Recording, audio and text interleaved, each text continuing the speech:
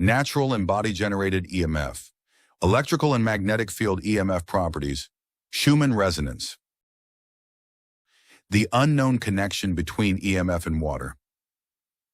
Part 2. Have you ever wondered how your phone actually works? Or how Wi-Fi connects without wires? And what about light? Have you ever stopped to think about what it really is? The answer to all these questions revolves around one fascinating phenomenon: electromagnetic waves, also known as EMF. In this video, we dive deeper into the world of EMF. We'll explain what it is, how it works, and why it's an essential part of our daily lives. So keep watching and discover how this invisible force shapes our world. An electromagnetic wave, or EMF, is a movement of electric and magnetic fields that travel through space at the speed of light, about 300,000 kilometers per second. This is the same speed at which waves such as light, radio waves, and even your mobile phone signals move. So EMF waves are all around us, even though we may not always notice them. The first property of an electromagnetic wave is its amplitude. This determines how strong the wave is. Imagine a wave. The distance from the midpoint to the highest point is called the amplitude. A low amplitude means less energy, like weak radio signals.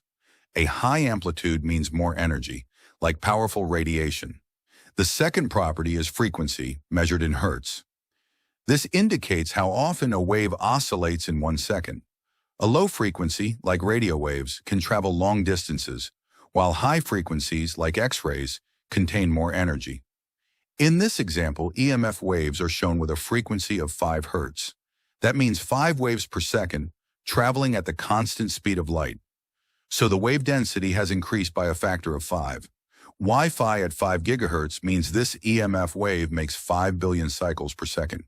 Additionally, an important aspect of an electromagnetic wave is that it has 2 inseparable components: an electric field and a magnetic field.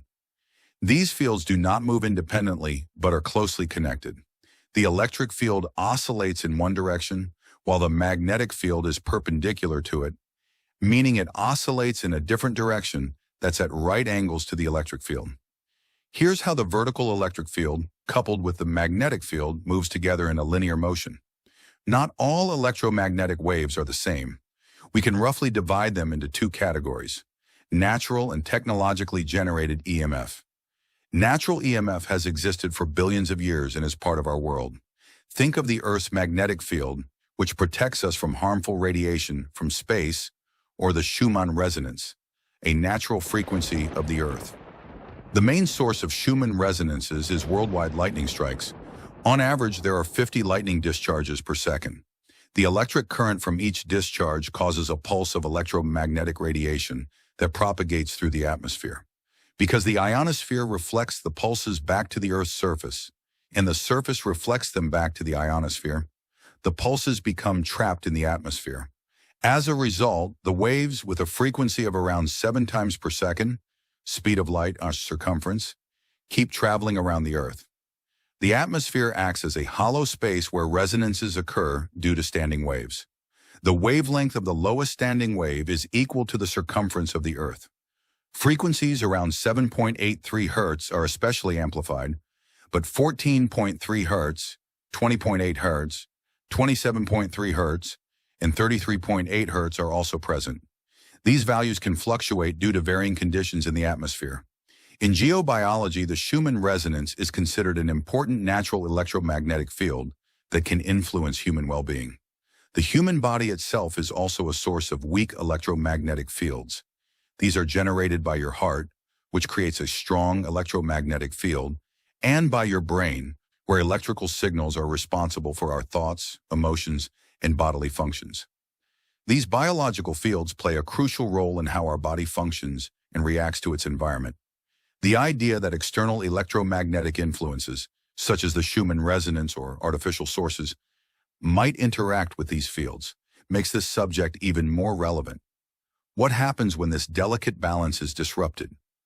What positive or negative effects does EMF have on us? That's exactly what many researchers are focusing on. Technologically generated EMF is relatively new. These waves are produced by devices such as 4G to 5G cell towers, phones, computers, Wi-Fi, high-voltage power lines, electricity grids, etc.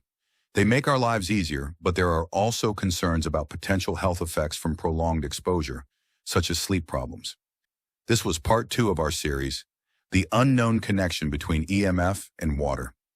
Curious to learn more? Visit our website for deeper insights and exclusive content. If you enjoyed this video, let us know in the comments. We'd love to hear your thoughts. Don't forget to hit that thumbs up button. It really helps the channel grow. And if you haven't already, subscribe and turn on the bell icon so you never miss any of our future content. Share this video with your friends and family. Thanks for watching.